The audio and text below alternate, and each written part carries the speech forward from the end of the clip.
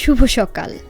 আজ রবিবার ১৩ এপ্রিল ২০২৫ খ্রিস্টাব্দ, ৩০ চৈত্র ১৪৩১ বঙ্গাব্দ, ১৪ শাওয়াল ১৪৪৬ হিজরি।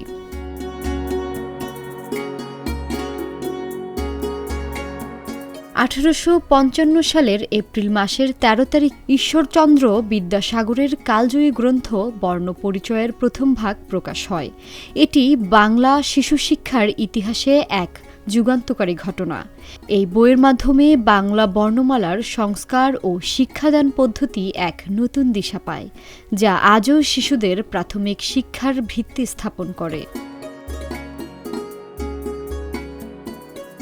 সঙ্গীতাচার্য তারাপদ চক্রবর্তী ছিলেন ভারতীয় শাস্ত্রীয় সঙ্গীতের এক উজ্জ্বল নক্ষত্র। ১৯০৯ সালের ১৩ এপ্রিল তৎকালীন ব্রিটিশ ভারতের বর্তমান বাংলাদেশের ফরিদপুরে তার জন্ম।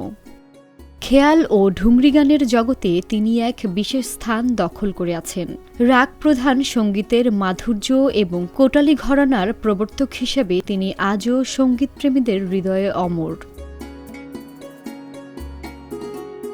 ১৯৯৭ সালে আইসিসি চ্যাম্পিয়ন্স ট্রফি ফাইনালে কেনিয়াকে হারিয়ে বাংলাদেশ ক্রিকেট দল প্রথমবারের মতো বিশ্বমঞ্চে চ্যাম্পিয়ন হয়। এই ঐতিহাসিক জয় শুধু বাংলাদেশকে ক্রিকেটের মানচিত্রে স্থান করে দেননি, ১৯৯৯ সালের ক্রিকেট বিশ্বকাপে অংশগ্রহণেরও যোগ্যতা অর্জন করে।